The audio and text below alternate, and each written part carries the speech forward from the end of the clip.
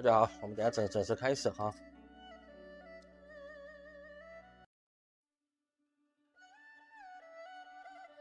先播广告是为了串联顺利哦，才不会是说我要串的时候，它突然就产生问题哈。说不是为了打广告而已啊，是大家确保我直播可以顺利开始啊。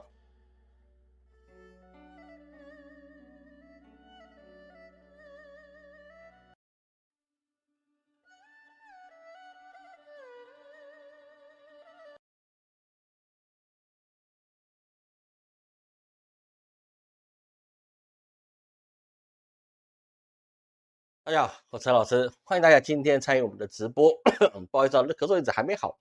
这首先说一下，那个说很多朋友等老师去新加坡、马来西亚，还有很多地方啊，这个都拖了拖了1个月，那是因为这个咳嗽一直没有好，所以说我很多行程只能往后去延，因为我不能一直咳嗽出去给大家拜访嘛，所以说我就一直把时间往后延，不是我懒得出门了，好不好？没有这回事哈，我是很想去拜访大家，就是一直咳嗽，一直咳嗽啊，那个其实是一个很不礼貌的一个事情啊。虽然已经没有什么状况，就咳嗽而已，但是就是感觉就觉得不愉快哈。这个我觉得还是等我好一点来出门会比较好，好吗？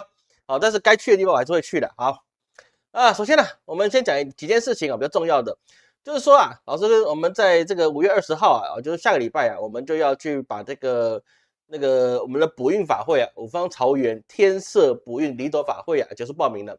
老师啊，这一直在做功课啊，因为我们这是提早非常久时间，至少1个多月以上的时间啊，我们来做这个科仪的准备。所以老师每一天都在做这个科仪的准备，还有我们诵经啊等等之类都在做。为什么做那么久呢？因为今年的赤马红羊嘛，所以说都是会做比较多的准备。老师这边只想跟一些朋友去讲啊，就是说，因为我们会观想啊，然后观想嘛，就是说我会看这个整个大环境的样子啊，有时候去逛逛看看那个从比较特殊的角度去看各位的元成功。我老师跟各位讲，很多事情啊，人生中有很多事情啊，都是在我们人生中是一个很大的记录。但是你不要一直把过去的痛苦一直拿来惩罚现在的自己，好吗？懂我意思吗？你不能把过去的痛苦一直来受伤自己，现在受伤。我知道那过去那些事情啊，对你来说是一个很重大的伤害，对你来说是一个难以忘记的事情，而且你也觉得忘记对很多人都怎么讲难以负责，就是锥心之痛。但是你不要一直把它放在心里，好吗？痛是已经确定的事情，过去这不能够改变的事情。然后呢，你一直把它放在心里，然后就形成一个很大的一个心魔啊，那它就一直在你的元成功里面，然后让你一直痛苦。那不是说别人让你痛苦，我告诉你真的，很多事情过去的这无论是什么样的状况，它过去就是过去了，秦始皇都死了，对不对？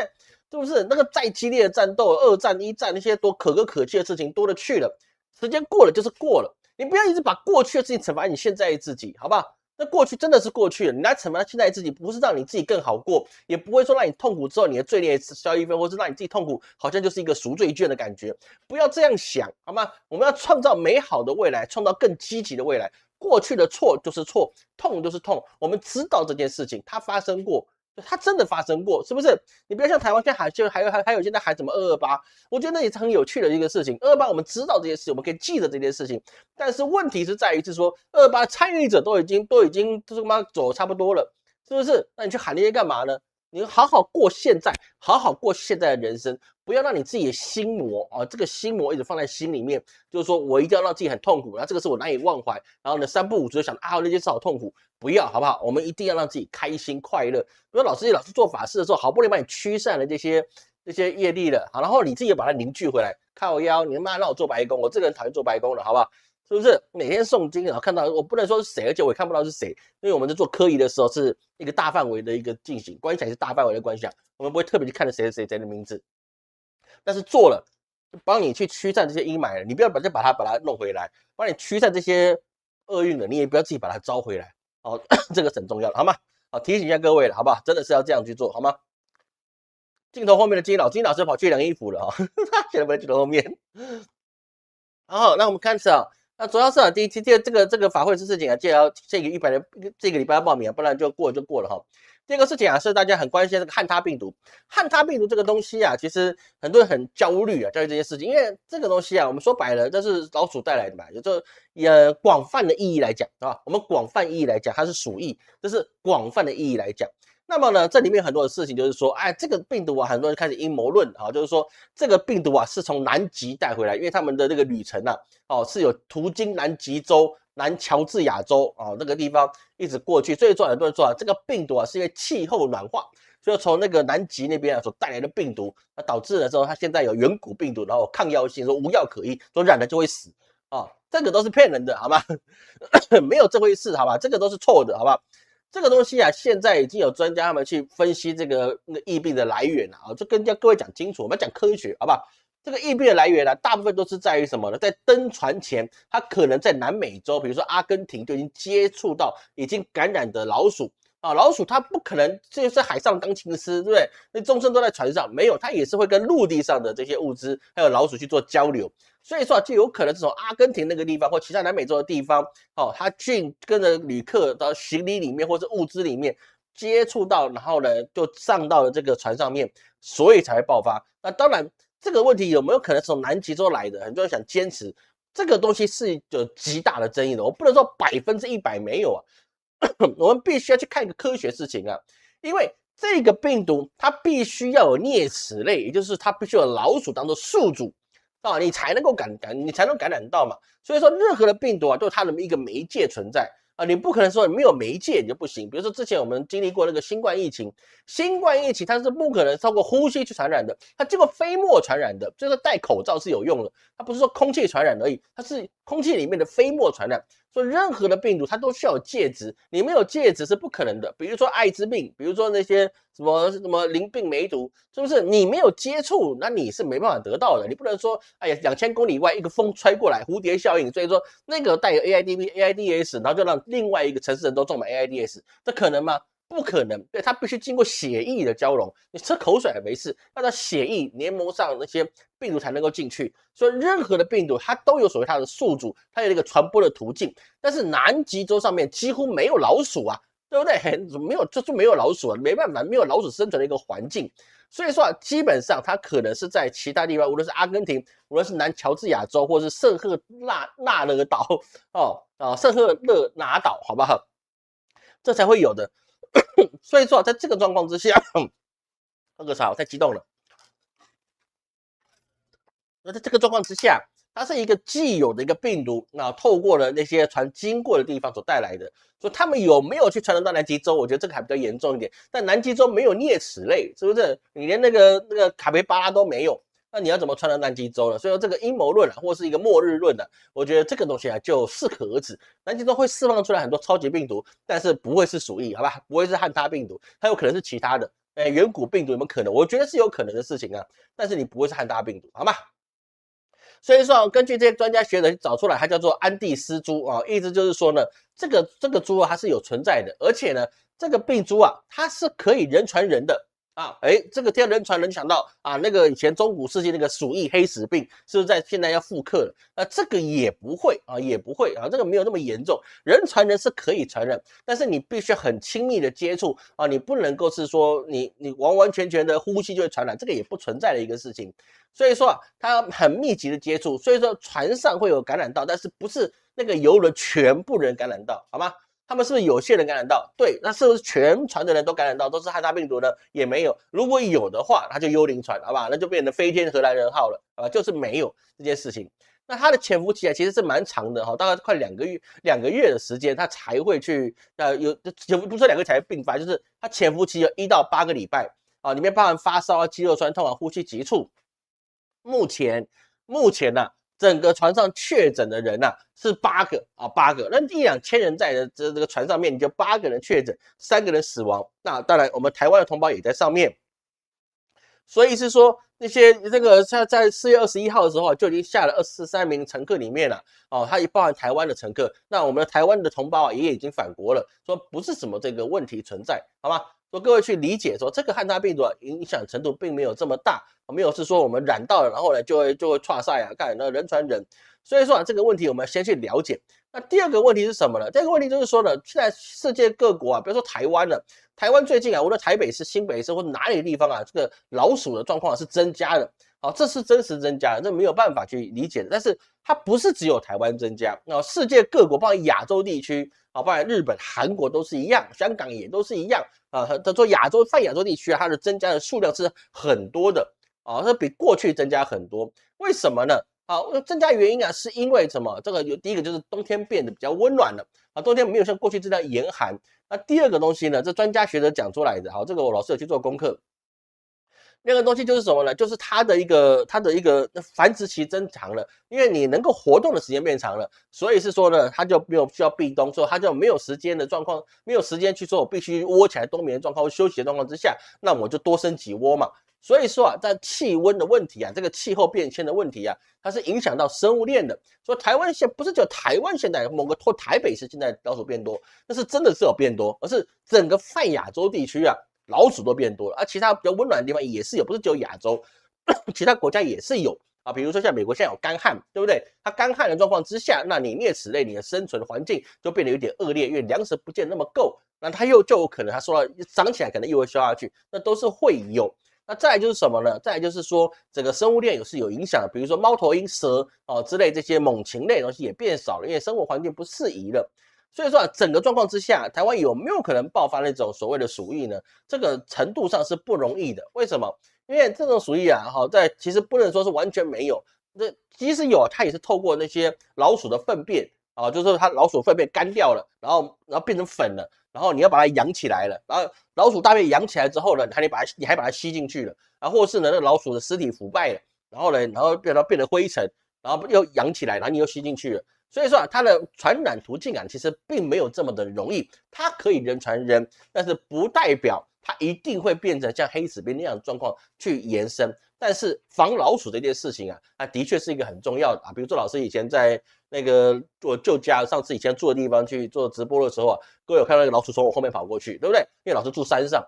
啊，后来有没有把它处理掉？有，哎，有处理掉，就叫猫努力一点嘛，叫我们家的猫努力一点，说我家猫努力一点之后，那老鼠就没有。后来猫去做猫妖了，所以说那个老鼠就放肆起来，之后就搬家了。所以在这个状况之下，哈，最主要是你自己的家里的环境清洁要去做好，好，这门窗要关闭好，尤其是现在这个。不要说那个老鼠的问题啊，现在蚊子的问题也会变得很严重。为什么？因为气候这个状况很支持蚊子去生存。所以说，现在整个气候变暖的状况是非常严重的啊，这个我必须跟各位去讲一下，说不要太害怕这个所谓的汉他病毒哦，其实没有这么容易，但是我们防疫的是就要去做的事情。那至于有一些人，他说他哪一天如果当台北市长，2天可以解决到鼠患，那不就跟特朗普一样，他上任就可以说隔天结束俄乌战争一样吗？哎，这个东西话随便讲，那不犯法，你知道吗？吹牛不犯法，是不是？吹牛谁犯法呢？这个不犯法，对不对？这个不犯法的事情啊，就是我说我是秦始皇，我也可以吹牛啊，对不对？没事的，是不是？所以不用担心这一些哦，这个事情是可以去控制的，好吗？啊，这个去理解。所以说我们在看这个世界的时候，老师跟各位讲一句很重要的一个事情哦，因为毕竟啊现在是赤马红羊年，所以说我们也知道气温在上升，那这个老鼠也增加了，那个病媒蚊也增加了。但是各位在今年，尤其是各位如果在亚洲地区啊，我先讲清楚哦，尤其在亚洲地区。从现在开始，你有自己有房子的，好吧？我就说你自己有房子的，你还没有买这个所谓的这个什么台风险啊、水险啊、火险、地震险的房子的物业，你要自己想要去买哦。虽然像老师一样，我没有房子，对不对？我是无产阶级，这是。但是我是租房子的没有错，但是我给房东买了租客险啊，为什么？因为我们透天的嘛，我租透天的，所以说我会给他买个租客险，不要到时候哪一天我犯错了，让他赔不好啊。但是各位不用去买租房子就不用买这个了，但是我个人是买的，我爱买保险，我跟你讲真的，哎，所以说啊，你今年的台风或是水患的概率是极高的哦。我个人的预测是这样，好不好？我自然做算命都命理的，所以我跟各位讲啊，这个今年的这个水患啊，尤其台风啊，或者是你这个洪水啊，或是大雨啊，这个东西的风险是高的。所以说，如果你本身你自己就已经有物业了，那你在的地方跟水有关系，在亚洲你要跟水没关系很难了。我说真的啦，除非你在青冈藏高原或者是那个喜马拉雅山，对不对？那个那边有人看老师节目，我也开心，感谢你。但是那个就跟你没关系，但其他地方那是有关系的，好吗？那真的是有关系的。所以说啊，你有这个物业的，尽量去买这些东西啊，不要说啊搏个机会，几千块的事情，1-2万块的事情，你去跟他搏干什么呢？你他妈你是有物业的人，你是有产业的人，你去比这个干嘛？说能现在买就买，不要说台风可能快来你再买，那个也不会比较便宜啊，人家也可能不卖你啊。说今年的水患，尤其是在亚洲地区，包含中国大陆，都是有严重水患的概率是颇高的。也就是这次的台风，它可能风不一定很大，但是它的水可能会很多。这个东西啊，我们可以从几个地方我们看看一些小端倪啊。我不是气象学的专家，好吗？但是我们去看，你看那个西安啊，东北，它在4月的时候还下暴雪，这个东西啊，代表说它的水量是够的，因为你要下水，你下雨，你必须要有足够的水汽，那水是不是够？是不是说他们的那边到4月份，到4月周快底的时候，陕西还在下大雪，对不对？这个非常难的一个事情啊。我去的时候我都没看到雪，冷的半死，是没有雪，对不对？但是我一离开就下雪，你看那个神明对我多好，是不是？知道我怕冷，我去完就没事。所以说啊，那个去年呢，我们去北京，对不对？我去北京待了快一两个礼拜，是不是？我一离开开始下大雨，连下1个月，对不对？哎呀，真是感谢神明啊，让我可以去那旅游都没事。所以今年你在特别注意水的问题啊，这个千万不能够轻忽。那另外一个我们也可以看到一个地方，就是世界上它所有东西都是平衡的。既然是平衡的，我们现在看到美国它是属于干旱的一个状况，干旱这边干旱，另外一边就有可能大雨，因为整个世界的资源是共享的，是一个同比性的增长。所以一个地方大旱，一个地方就会大涝哦，这个地方会有。那这个大涝只有今年吗？其实以目前我的状况来看呢，这个大涝的状况啊，目前因为我们差不多下个月或下个月，我们就要出明年的预测了，到时候各位可以注意一下。好，但是呢，目前我来看呢，这2年的天灾会是比较大的啊。我个人下面看的状况，这2年天灾是比较大的。我们大概6月或7月，我们会开这个2027年的预测，时间更快，对不对？我们好像前2天才过那个点灯法会，那现在我们就要准备2027年了，时间就是这么快。所以说天灾，你的住宅，比如说你老家在农村的啊，你过去可能大雨可能会有些问题的，那么要么你买保险，要么你就做好这个物资的准备啊，家里一些防难的一些设备要做，比如说快充橡皮艇啊，干粮啊，这些东西要准备好，或是呢你怎么样去研究这个动线啊，比如说这个中国很多地方他们是农村嘛，农村你自建房，你1楼如果淹满，你怎么样很快撤到2楼去？你要不要防灾演练一下？好，这个事情是必须要去有的。好，各位去注意。另外还有地震，就是也会有这些的隐忧在，因为大水之后就容易会有地震，好吧？大水之后有这大旱大涝后面带来地震，这是很正常的一个事情，所以各位去注意。那现在啊，其实老师也有从另外一个地方啊可以看到一些资讯啊，老师也请教过我们的一个专家学者他们也说过，今年是有可能产生了一个，他讲的名字我忘记了，但是我们台湾听得懂，就是圣婴现象。今年的圣婴现象可能会形成，会比较严重。那气温如果真的上去了，因为它可能几个月后才是事情，那现在不是很确定。但是如果气温真的上去了，那么你后面所带来的影响会非常的大，所以各位去特别注意这个大旱大涝啊，未来2年你可能避无可避啊！不要想说现在都5月10号，台湾现在才23度，好像都觉得没什么，没有，不要这样看。危险性跟风险性是很大的，好吗？好，看各位什么问题？没问题，我们要继续讲一个很长一段了，好不好？我跑哪里去了？晚上好，好，经理老师、易老师不在哈。天不生仲尼，万古如长夜这老师不敢这么讲，我不敢跟仲尼去比了，好吗？跟你拉美洲其他地方有是有可能的哈。国际局势刚看苏起谈论国际局势。台湾本来就不是个咖，台湾怎么是个咖？台湾跟咖有什么关系呀？台湾已经没有任何的话语权，台湾现在是没有任何国际话语权。不要说拿台积电去说事，台积电是美国公司，真要是说两岸打是真的要炸，也不会炸台积电，因为它是美资公司，没有用的。亚利桑那州的台积电2奈米厂已经封顶了，对不对？现在是因为它那边太贵，我们就讲到这些事情。所以说呢，台湾其实没有优势，好不好？我今天讲 AI。我今天主题要讲 AI， 跟我讲那没有优势，那完蛋了，台湾你早就完蛋了，好吗？我们现在觉得台湾是不是成大陆某个高级战略附属品其实放了台湾就自己完蛋了，那也没什么。今天强声音现象6月会确定那可能2个月的事情这个我就不是很清楚，好吗？这声音现象这个东西会影响很大，所以说各位要去注意一件事情，囤粮那不是说而已的事情，好不好？那不是说而已的事情。囤粮这2个字是非常重要的，无论你在世界各地哪一个地方，包含中国大陆的物价偏低，但是请你要懂得囤粮，尤其是干燥的干粮比如说你的面条，比如说中国有些人不喜欢吃挂面也可以囤一下有些面粉之类的，你要做好那个防潮，然后尽量的囤起来，自己可以吃3个月的量。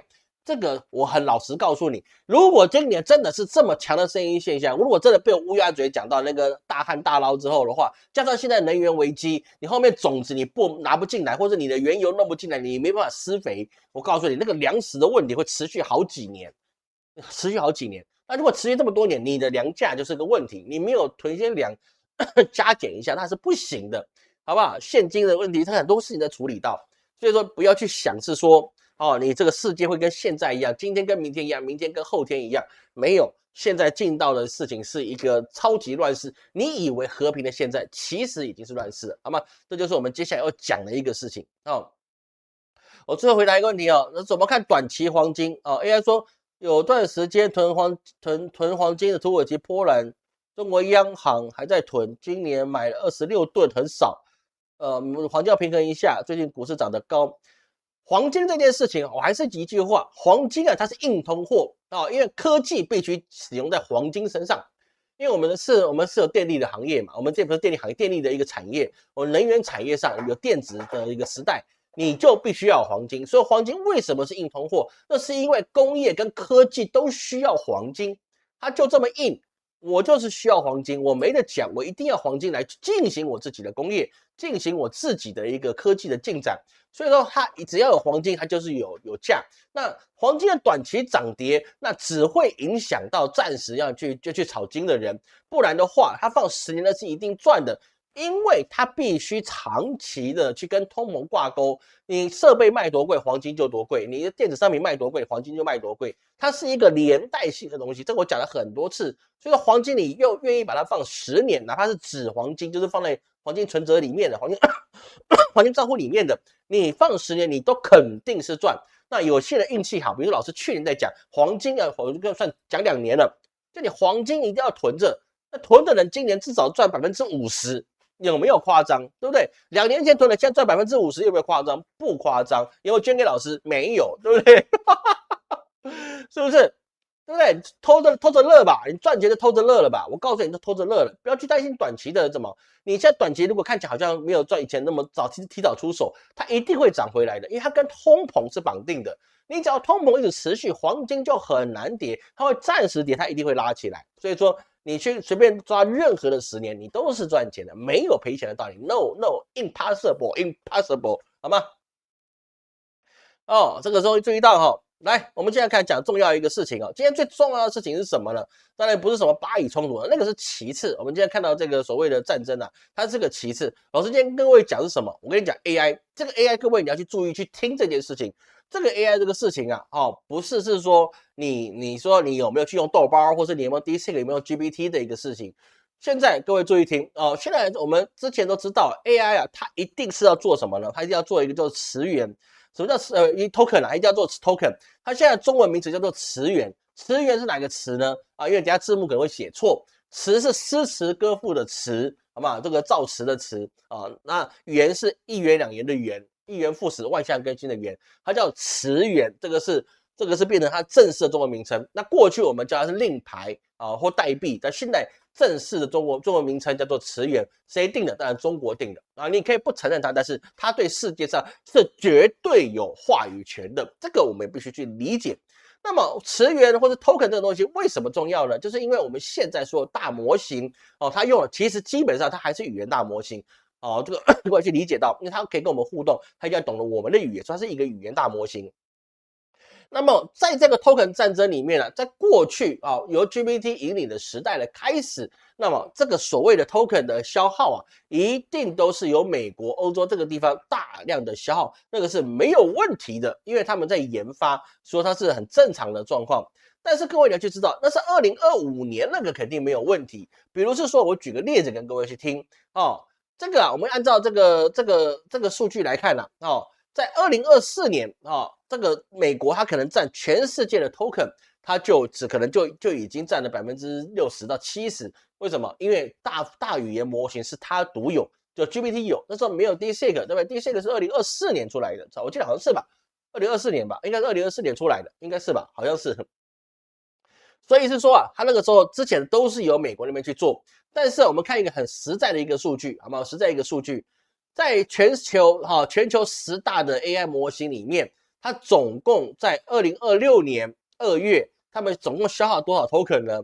全球10大模型，包含 DeepSeek， 包含千问，包含 GPT， 包含 Cloud， 包含 Gemini， 它总共这个10大的模型消耗在2月份消耗了27兆的 token，27兆的 token 啊，当中国叫做27万亿，那我们是27兆哦。27兆里面呢，各位光这个2月份啊，中国就贡献了14兆。各位记得，老师说的是贡献了14兆，而不是说他只用了14兆，或他们自己用了14兆，这个是很重要的一个事情。为什么呢？因为啊，我们在看这个整个运作的时候啊，要看生产 token 的人跟消耗 token 的人，它这个东西是一个很重要的一个关键。所以说现在我们要看到的事情就是说 token 它为什么我们可以说这个事情对中国来讲，它是一个很重要的开始，因为中国现在包含了 DeepSeek 通义千问，就是所谓的通义千问，他们还有所谓的月之暗面这个是中国的一个模型，还有一个什么 Minimize 是不是那 Kimi 跟 Minimize， 那这些东西啊是一个很强大。那2025年初呢Anthropic 跟 Google 两家吃下了2025年Anthropic 就是 Cloud 的母公司，跟 Google 两家就吃下了全世界70%的消耗量。但是呢，时到现在，我们刚看到消耗是几十兆的状况之下，到了2026年初，这两家加起来的份额就只有全世界的1/3，也就是 Anthropic 跟 Google 这两个本来就是应该消耗巨大 token 的一个 AI 公司，但是呢，到2026年初，他们两家加起来就有1/3，那其他地方从哪里出来的？答案就是其他东西都是由中国出来的。各位懂老师意思吗？中国是一个消耗或是产出 token 的大国，消耗跟产出这是有两个状况。消耗了是说它本地的人把它消耗掉了，产出是什么意思呢？我把这些东西 token 产出来，但是它不在中国消耗，本地消耗跟海外消耗这是两件事情。各位懂老师意思吗？你自己在国内消耗那是这个，但是外面帮你消耗又是另外一个。其中我们刚刚讲到就是说，3月底到4月初啊，它也是消耗了大概27兆的一个 token。中国的大模型就贡献了12.96兆，占比45%，而美国大模型包含的是 GPT Plus Cloud 是多少呢？3兆。中国提供了12兆，甚至将近13兆的 token， 美国只有3兆。这个意思就是中国 AI 的调用量是美国的4.27倍。那么问题在这个 token 的消耗到底是中国自己消耗还是其他人消耗呢？答案就是这些 token 很大一部分都是美国矽谷那边，中国叫做硅谷这边所消耗的。为什么？因为在硅谷的风投圈里面他们去调查这件事情，他们在最近所开发出来这些所谓的一些新创公司里面，在矽谷的也是美国的硅谷跟矽谷这两个同一个地方了，好不好？这些新创公司里面他们有高达80%的企业，它是用中国的 AI 模型，无论是千问，无论是 DeepSeek，无论是 Kimi，这些都是这些公司都从中国去调用的出来的一些 AI 模型。为什么呢？答案有两个。第一个就是说什么？因为这些模型它能够产出的效率，其实已经快要去追上 Anthropic 跟 OpenAI 他们所做出来的一个结果。记住老师讲，它是快要接近，不代表它已经超越，或者甚至只能说是它接近了，无限接近，但是它没有超越到这件事情。所以说，在这个状况之下，就变成是说，很多的新公司，他们去依赖千问为什么呢？因为它处理的事情并不是高等运算，它可以处理到一些，比如说日常的一些客服系统或者是一些文案的编辑，或者是各种一些资源的整合，它靠同一千问就够了。那甚至有一些公司，他们自己也会下载回来什么？因为我们 DeepSeek 它是属于开源大模型，他就把 DeepSeek 下载回来，在他自己的系统里面去跑。为什么？便宜便宜，而且能做的事情不会差太远。那很多人就说，老师这样不对，我用过 Open Cloud， 我用过龙虾，我也下载了 DeepSeek， 我也下载了一些开源模型的东西，在我本地欧拉玛里面那个洛马里面，欧拉玛里面跑起来跟智障一样。你讲的是对的，任何大模型，你下载到本地来讲，它就跟智障是没什么两样的，因为你下载最多也不过36B， 你就是很小的一个知识量在这个里面。所以说呢，它原本的 API， 原本大模型，它可能是一个博士等级的 API， 它是知识能力就这么大，你下载回去的就是幼儿园中班，你知道吗？你能够下载回去就幼儿园中班，除非你准备了5000片的 H100 的那个显卡，那你有本事拿了5000片的H100 显卡，你他妈的干脆用 API 就好了，更便宜。所以你下载回来的一定都是智障。我说白了，我用过嘛，我自己也用过你各位还没用过的时候我就用过了，好不好？所以说，在这个状况之下，就变成是说，现在美国的基本的新初创的产业，无论它是不是走 AI 的，它都必须要用中国的 token 去做。那 token 为什么能够做出这么多的 token 呢？当然，答案就很简单，中国它的电力是过剩的。像各位如果当过台商都知道啊，过去在中国去开工厂啊，那可是一个抽盲盒的状态。为什么？因为呢，这个可能就是135停电，246间歇性供电，对不对？因为它那个时候供电并不稳啊，供电不稳。说中国以前呢，无论在广东或者在上海或者在其他地方，你要停电的状况是会有，上海可能比较不会了。在广东那边，比如说甚至是在浙江那边啊，停电是很正常的一个事情。宁波啊什么地方的停电很正常。现在停不停电？有停，但是不是那种以前那种物理上的停，他们可能就是正式有事情的时候才会停，不然一般来讲它是不会停电的。那么在这个状况之下，中国为什么这么多的电呢？因为它本身它是有什么？它有所谓的在新疆那个地方，或是在一些比较干旱的地方，他们自己有太阳能板，所以他们有风电、有光电、有水力发电、有核能发电，未来还有核聚变发电，所以他们的电力现在发了是用不完的。我电这么多了，我西电可以东送，各位懂老师意思吗？它西部的电可以往东边去送，那这还是用不完，因为这种绿电发电出来的东西啊，你不立刻用掉，它就是没有用的。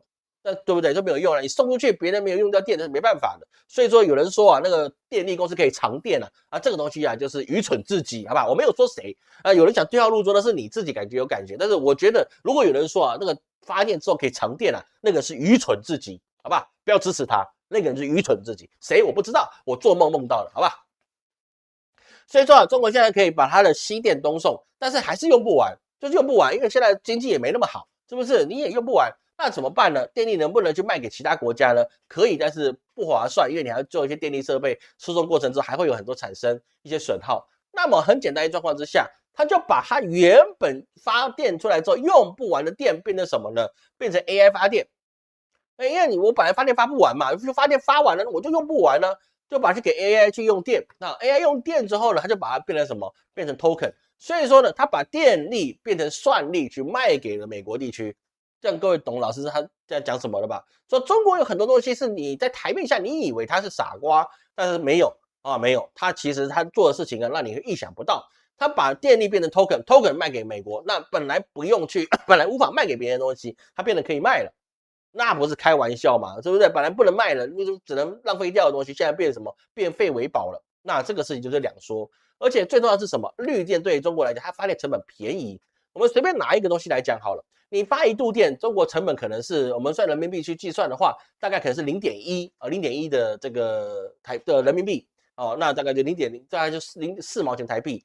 但是如果你去把它卖成 token 出去的话，那么它就有可能变成什么？1度电它就可能可以卖到1块钱人民币，也就是4块多台币。各位懂老师意思吗？所以它今天发电出来，你卖出去可能是双倍利润，但是你变成 token 之后，它可能变成4倍利润、5倍利润。为什么？因为它卖这个价格出去之后，它还有的赚之外，对方也觉得他妈的你怎么卖这么便宜？为什么？因为很简单一件事情，我们拿 DeepSeek 来讲好了。DeepSeek 你100万的token 去消耗的时候啊，你大概花的是1元人民币，1元人民币哦，就是1块钱人民币。但是如果你用 ChatGPT 5.5的状况之下，你用100万的 token， 那么它可能要跟你收了，我记得好像是26美元，26美元26美元乘以7多少？3721，将近180几块人民币。所以说，同样100万 token，那么中国用1美元可以卖给你1块钱人民币卖给你东西，但是你再用到其他地方，你可能上百元人民币，就是上百倍的差别。那么在这个状况之下，那么买的人就会觉得是说，那我有些不需要高级推理算力的东西，但是它需要 AI，那我是不是可以使用千问？我是不是可以使用 DeepSeek？那用 DeepSeek 有 DeepSeek 的好处，用千问有千问的好处。那现在那个豆包现在要收费了嘛？但是它的收费应该也是要它要做它的多模态，因为它豆包该说什么呢？因为他们自己的数字科技，他们现在很赚钱了，因为他们 CDS 现在蛮赚钱的。所以说我既然可以用这么多的选择，我为什么一定要选择用 Anthropic 的 Cloud？ 为什么我需要用 Gemini？Gemini 也不便宜啊，你100个 token 你也要10几块美元对不对？那更不要说 GPT 了。所以说，既然是可以大量的去使用，成本比较低的，那中国就可以卖，它卖出去了你就得买，而且这个事情是直接线上交易的，你制裁不了它。现在如果美国川普老大哥、川普老爷爷，他现在说制裁中国的 AI。只要你完全不能够调用中国 AI， 我告诉你，那美国的整个初创公司倒一半，因为他没有这个钱去消耗这些 token。你说老师不对啊，那初创公司只能投资的，怎么可能没钱呢？你不能拿 Anthropic 这种已经融资几百亿美元的去看，你也不能拿 ChatGPT 去看啊，你也不能拿那个 Google 去看，他们本来就是土财主。土财主他缺钱吗？他前面那票赚够了，而且加上 Anthropic 他多会赚钱呢、一个月收200块美元，对不对？收我200块美元，对不对？我也用它的也用那么多，而且不要说我干嘛我不支持DeepSeek，我告诉你我都用，而且叫我身上来去用。Anthropic Cloud 我花了1个月200块美元，他还常常卡我说你用完了，你就知道我使用的空间多大了。各位懂老师意思吗？所以在这个状况之下，就变成中国把它的一个电力变成磁源去卖给了欧美国家之后，它就掌握了世界科技的脉动。为什么？因为很简单一件事情，经验跟算法这2件事情都是需要累积的。今天如果你去使用中国的 token， 那你就必须发一个消息来到中国的 API， 说我现在要做这件事，你帮我处理这件事情。然后中国的大模就把它丢回去说，好，那我处理的结果是这样。那你就算 ChatGPT 也是这样的，大家都是这样。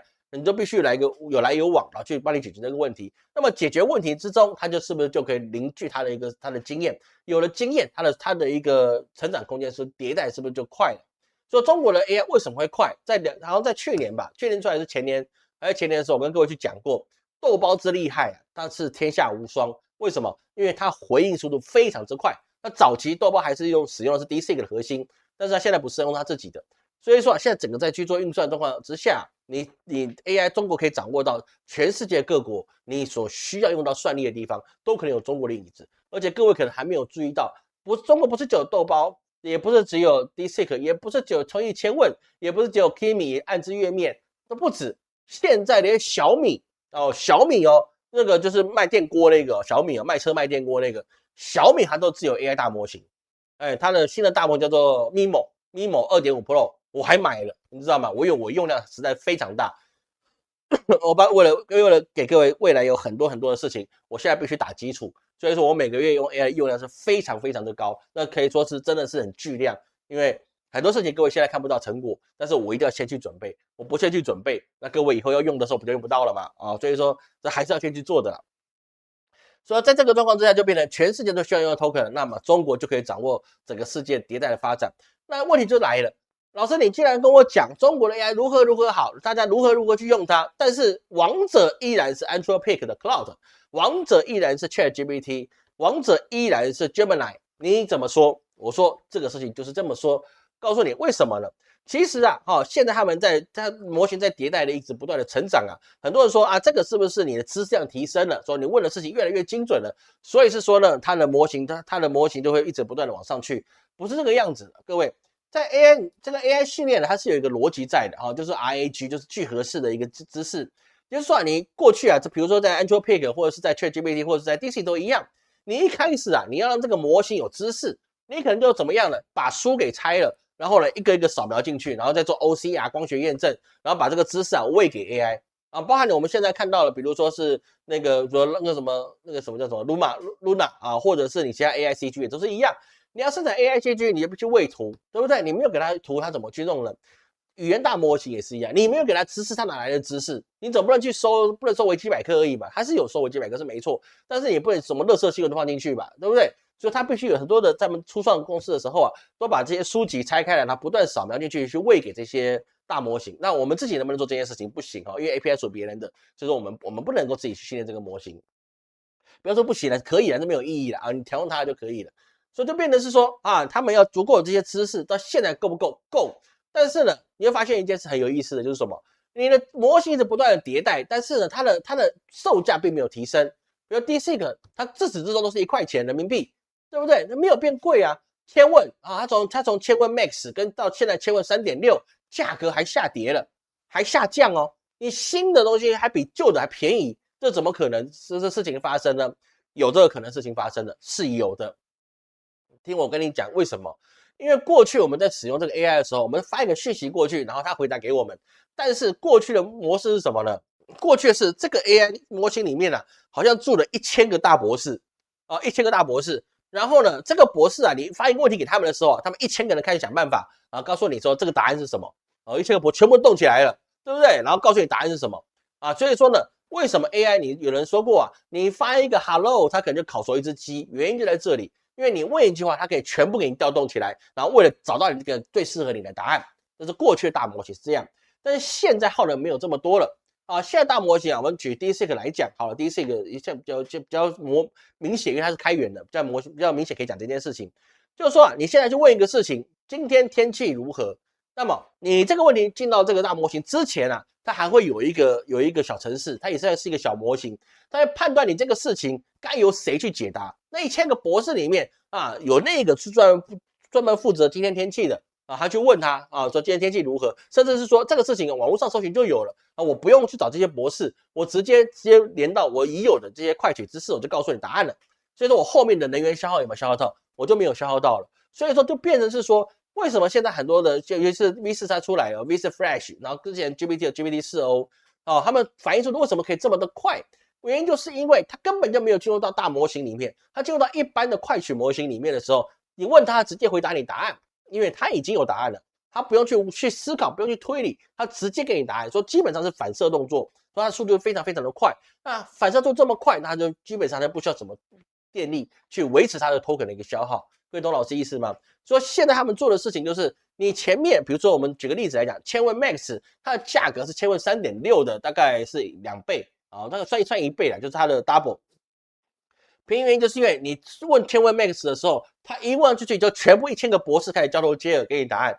现在3.6是过去之后，按照你答案的不同，他告诉你啊，这个人去负责。就像什么呢？我老师举个例子来讲哦，就是你去医院挂号，然后呢，医院的柜台小姐开始判断你有什么病啊，你在是感冒咳嗽，还是你是癌症，还是你是摔断腿，还是你是情伤啊忧郁了，对不对？还是什么状况？按照你的不同的科别，他就安排到不同的医生去接待你。说不是说过去你一进到医院，全部医生那边等你，不是现在进去之后把你分到不同的医院里面去。那么在这个状况之下，它就变成叫做神经网络。那我们的苏伟成老师是基于这个原则，都给老师意思吗？或者苏伟成老师啊，我自己都常用。我是苏伟成老师那个 T 点消耗的大户，我告诉你为什么？因为我很多事情需要跟他讨论。这个别以为说我陈老师他是我写的，我就不需要他。我是人，他是我教出来，他是我儿子，但是我很多事情我还是需要问他，因为医者不治医嘛，对不对？所以我们很多事情我必须跟他讨论。所以说他就进去之后啊，不会全部人接待你，就是固定的告诉你哪一个科神经网络，然后告诉你什么事情最快解决。所以时代到了现在，他们的能源消耗是越来越少，因为它能够分辨什么事情是重要的要去思考的跟不思考的。所以说他们的模型就变成是说一般的 Chat 的模型，就是跟你聊天模型。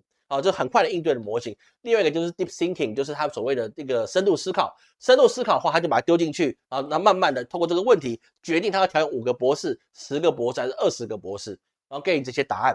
各位懂老师意思吗？所以在这个状况之下，可能有几十万片、上百万片的，比如 H100 之类的这些显卡、这些 GPU 去跑。那么在这个状况之下，那么这个东西就关键在这里了。你思考的速度快跟慢，那里面就是有技术的关键。DeepSeek或者是 Anthropic， 它这个中西两边的地方，它是有一个壁垒在。第一个什么啊？第一个当然就是你资源被人家制裁的嘛，所以你的算力是不够的。虽然我们说过，中国可以集群式的一个去训练啊，去跟美国去做影响，就分庭抗礼。但是实际上啊，这个不是每一件事都可以去这么做的啊，不是每件事可以做的。它就变成是说，你集群起来，你耗的能太多，但是你有一些的技术的条件你没有过去，比如说他们有一些特定的算法，那是他们的专利，那中国就不能用。那包含就是说，他们给中国的东西啊，是不包含这一块的那个他们的一个速度啊，比如说他们去 A 到 B 之间，他们可能需要0.1秒，但中国可能就需要1秒啊，因为他们的技术是不一样的。所以中国现在为什么它一推出了所谓的 DeepSeek V4之后啊，让整个世界其实在科技间产生很大的震动，那就是因为中国的 V4它可以摆脱，它不需要 H100，它也不需要 NVIDIA 的这些技术，它靠自己的华为升腾。它就可以达到它自己的运算，它就可以变成说自己做出来一个 AI 系统。那么在这个状况之下，它的算力也只低Anthropic 的 Cloud 的5%，就5%，5%对于高等运算来讲很重要，但是对一般的事物来讲，那是绰绰有余的啊，绰绰有余的。所以说，我们从这个地方也可以发现到，很多事情啊，并不是你可以说它直接去处理的。各位周老师一下，老师忘了一件事情，就是我忘了插电，等我一下。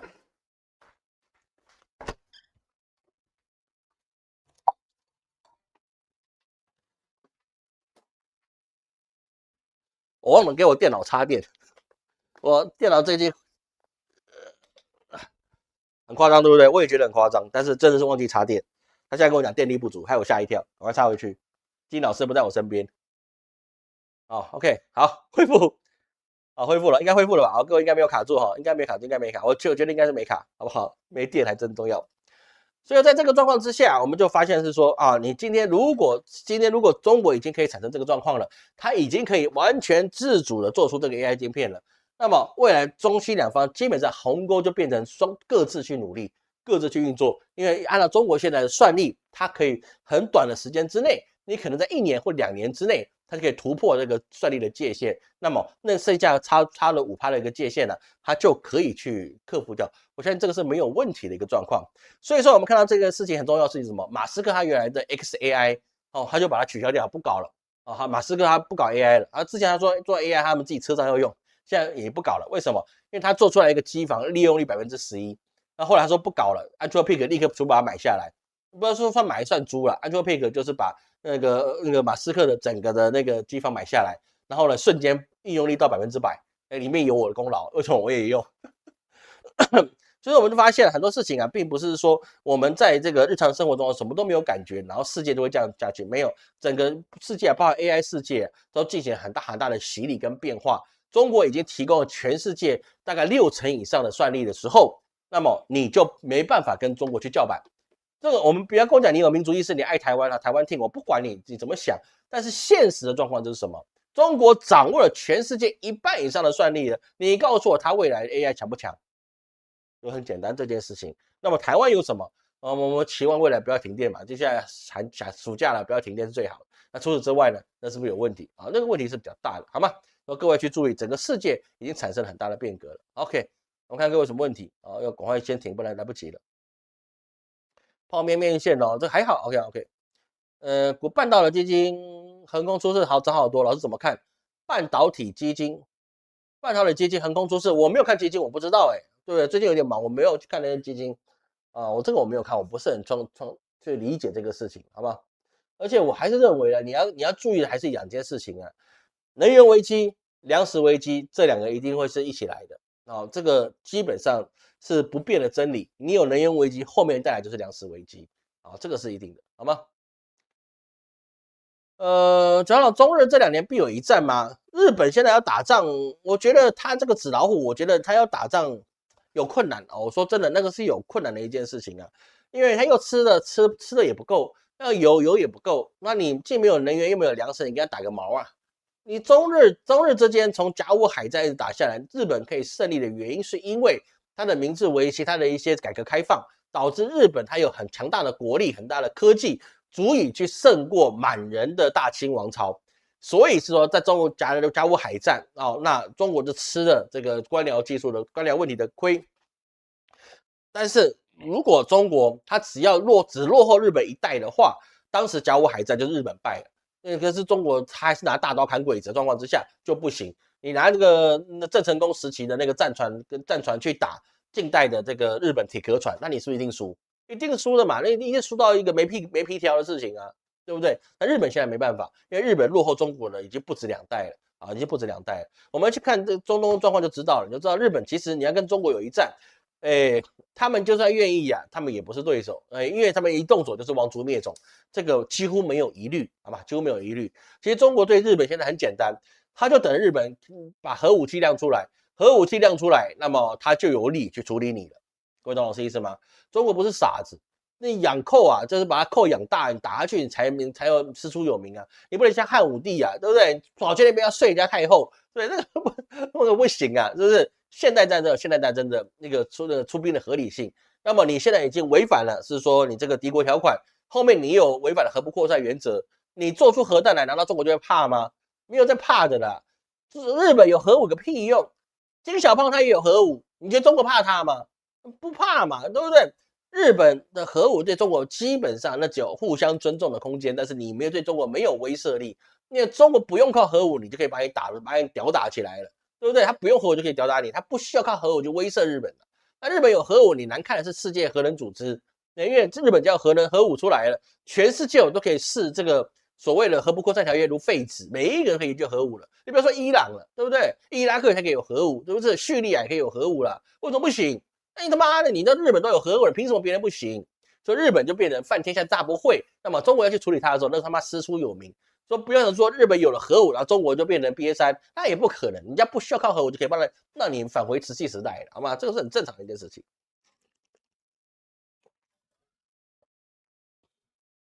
哦，停半天个供电给上海、安徽哦，好像的确有这件事。哦，特牛逼特高压电，这的确是这样。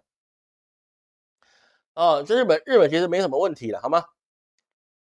工具没有善用，然后使用人有，那的确是这样。好，感谢徐老师，感谢徐老师赞助，感谢徐老师赞助，谢谢。学习伪装。哦，我们东方圣就一直，我们今天主题讲的东方圣人，各位到现在为止可能还不是很理解东方圣人到底是什么。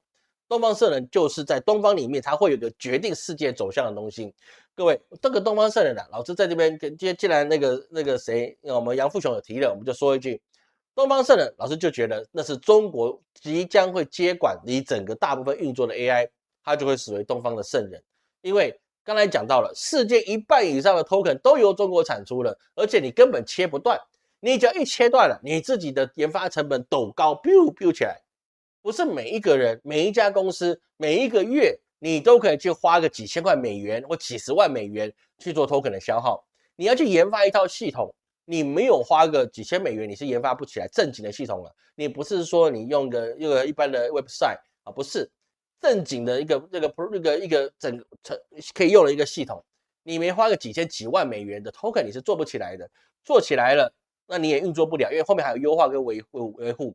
但对于一个新创企业来讲，它的创业资本可能就几万美元或几十万美元，那么你人事成本又高，电力成本也高，然后你在 token 成本如果也高，那它不用研发了，我每一天把钱花过去就够了，那根本就不用去干了。各位记得那个 Open Cloud 刚出来的时候啊，有人一个晚上烧了几千块美元，那不是开玩笑的，因为 token 怎么消耗，其实到现在没有一定的定数。中文本来叫词源，就是因为它跟文字是挂钩的，但实际上它能够消耗的地方实在太多了，太多太多，你无法去预计它会哪里消耗。一个晚上可能就给你消耗100-200块美金，我自己都试过这件事情，而且凶手就是 Open Cloud 因为我没有去让它那个什么自动续费，所以我那时候剩下100多块在里面，我就让他去帮我处理个业务。早上起来跟我讲那个扣打已经用完了，我靠腰他妈100多块就用完了，我是怎样？100多块我是阿小，我他妈几按摩就困起来就没钱啊！他就是会这样消耗，根本不需要你去思考。那100多块美元代表什么呢？他一个晚上用了400万 token，对不对？100万一晚上用400万 token 做什么？我不知道啊，我不知道啊，我到现在我也不知道他那一个晚上400万 token 花哪里去了。对不对？我不知道，我都花钱花了我没法调出来。他大概知道说他什么时候花的，花了某些工作，但是为什么这么多不知道啊？Open Cloud 很厉害的，不知道啊，都不知道就不知道，对不对？所以说那个必须由中国的这样子的电力转换成它的令牌出去才有。所以说中国它既然已经有这么多的这个 token 的算力的供应，那么它所形成的新一代 AI 就有可能成为东方圣人。人一定是人嘛？我们今天的封面就明摆不是人。对不对？还是一个数字人。那数字人的意思不是他有人形，而是他有人的智慧。各位，你要去最近在用这 AI 的时候，无论你是那个 Anthropic 的 Cloud GPT，或是豆包，或是 DeepSeek，你会发现一件事情：你真的有 Agent 的这样子的概念的时候，你会发现这些所谓大模型会骗人，会有幻觉，说做了没有去做，说做好了根本连动都没有去动，说使用这个工具他根本也没去动，对不对？他就跟你讲好了，完成了，没有问题的。然后呢，不绕弯子，我跟你讲最实在的，是不是？屁话，对不对？都是骗人的东西。Cloud 也会，GPT 也会，我要骗多少次了，是不是？然后错的就是什么啊？请你惩罚我啊！我真的错了，对不起。他妈的，你错了，你跟我讲错了，你说对不起，然后我怎么惩罚你？我打你屁股啊？你是哪有屁股啊？是不是？对，他就跟我讲这句话就好了。那后果谁背？我背啊！我真的能够弄什么？我就不订阅他，不订阅他，某事情怎么干？干不了啊，对不对？干不了，很多事情就变成这样。说中国东方圣人，他必然是 AI 的智慧，必然是一个 AI 的人格，但是呢，他不会是一个人，因为一个人的生命太短暂。做这一行做久了，说真的啦，这世界上人生命实在太短暂了。那个秀起来就没啊，蹦结晶短下那就没啊，就没有了。说你要到圣人这两个地步，那么就必须他的影响力很大很远，那就不是人类，他必须会是一个数字生命。当数字生命出来的时候，东方的光亮将会照耀全世界，但是全世界就会产生更多的黑暗。为什么？因为中国太强大了，会有这样的状况，好吗？受环境半行半仙做受环是什么数值的，猎人一个死了，另外一个还没出生都是什么闲人或能人他可以这样子好吗？台湾信息茧房是我这个状况台湾信息很严重，所以说我们到现在其实还没有看到世界上发生很多大事，好吧？好，我就讲不然他妈讲不完。都讲不完了吧？其实刚才那个所谓的 AI 的东西其实我还准备很多还没有讲完，但是讲完真的今天就不用做其他事情了，是真的玩完了。所以我们现在讲的就是中东的问题。中东问题其实是一个很复杂的一个状态。什么样很复杂的状态呢？因为现在我们看到中东的状况它其实是在于是说什么？它其实在一个斗鹅，大家都不想撕破脸，但是又不得不去做这件事情。很简单一件事情那我们看霍尔木兹海峡，霍尔木兹海峡它现在是不是还是封闭的？川普还在那边摆下军政，不让任何人去过。但是我们也知道，比如说台湾，对不对？我们就收到200万桶原油，从哪来的？那当然就从霍尔木兹海峡来的嘛，对不对？那就台湾收到200万桶原油吗？也不是啊。中国有没有收到？也收到。日本有没有收到？也收到。韩国也收到。大家都收到这些原油，只是量不够说白了，来都来了，但是量不够。而且我们也看到这个油价并没有涨得很严重。那为什么呢？就是在于一个什么？在于在这个封锁之间，又没有人敢得罪全世界的状态。美国敢得罪全世界吗？不敢，因为欧洲已经跟你讲，你他妈干下去，我跟你分家。各位在讲这边，我还在给各位吹牛一件事情。我说过，世界一定分4大块，欧洲跟美国一定会决裂。有没有出现了？北约是不是开始要瓦解了？就变成欧洲的北约，而不是有美国的北约？有没有这个道理？那包含这次的一个霍尔木兹海峡事件还有俄乌之战，是不是你整个形态都变了？欧洲它要自强了，所以现在过去就说威胁这什么德国5000个美军要撤军，就德国也没说怎样你撤啊，我怕你是不是？其他国家也说，不然你在我这边美军也撤一撤吧，对不对？也留了也没用，是不是？川普就变成说玩脱了。你拿这个威胁别人的时候，你要想看看别人为什么要怕你，对不对？别人有没有理由要怕你？这国家债的东西跟你商业债是不一样，商业有资本，国家要的是名气，所以说你威胁它是没有用你现在德国如果把美军全部撤走，德国自己研发的这些军事，它研发不起来吗？德国人是傻子吗？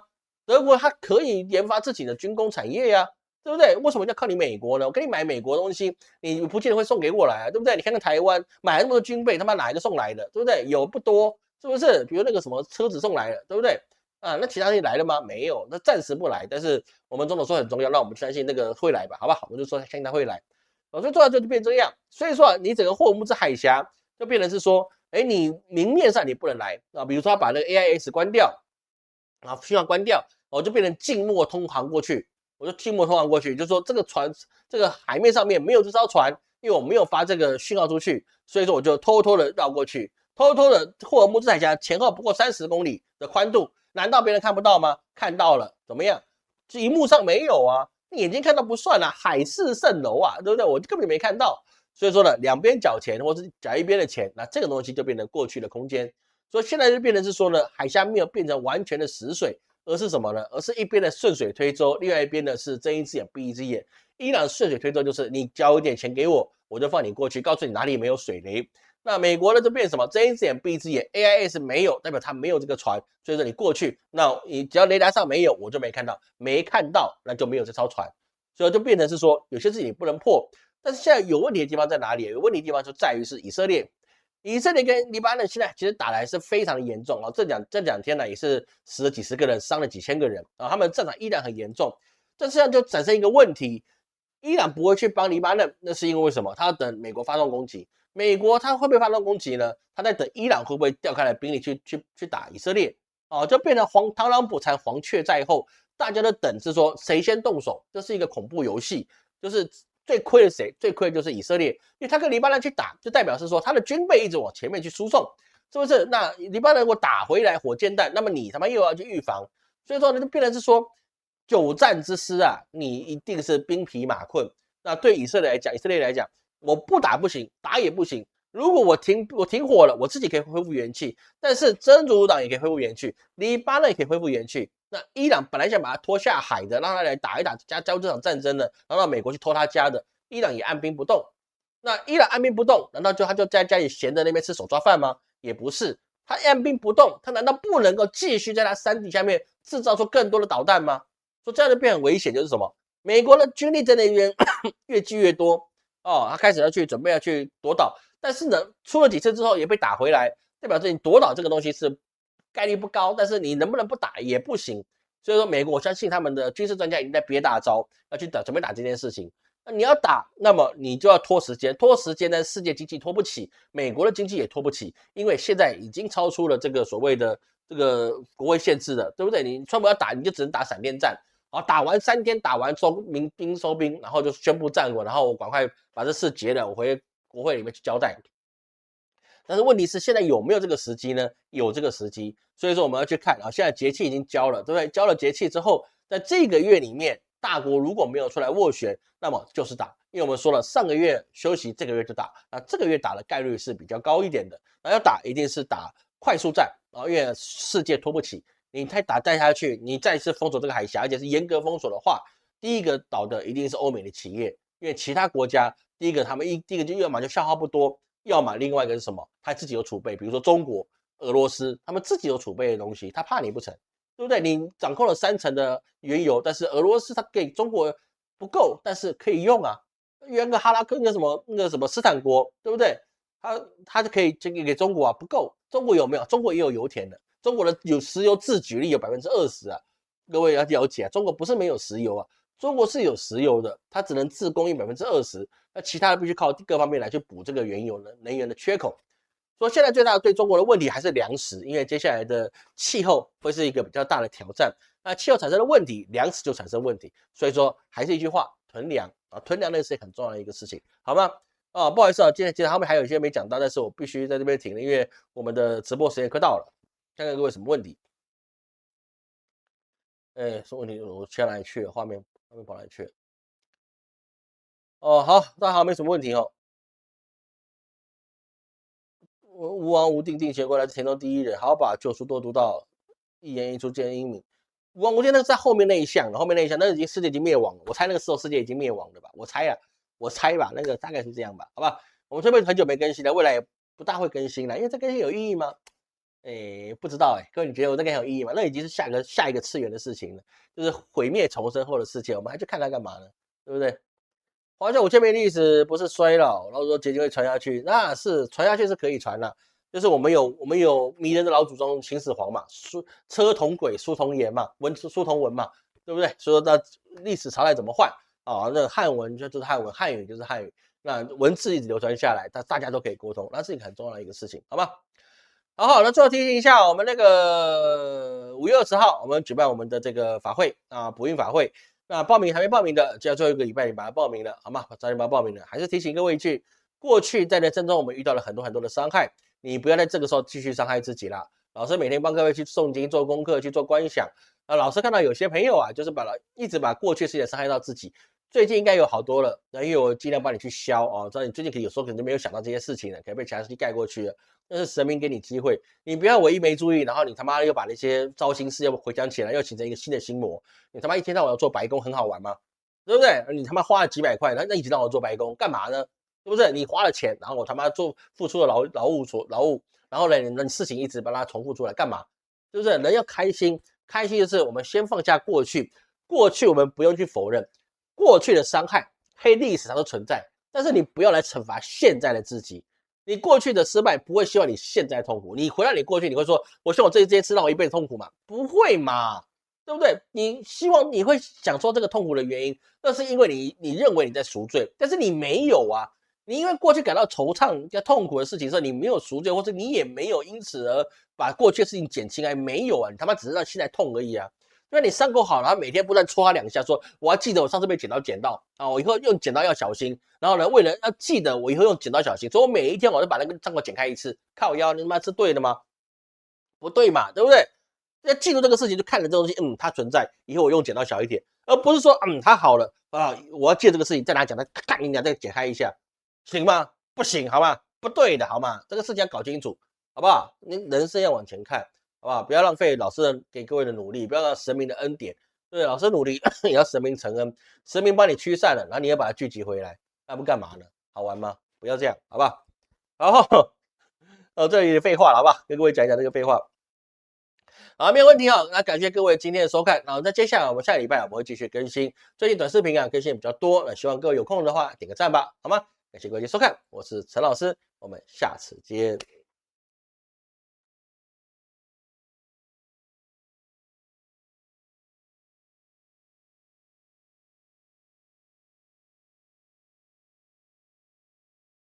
好，结束了，拜拜。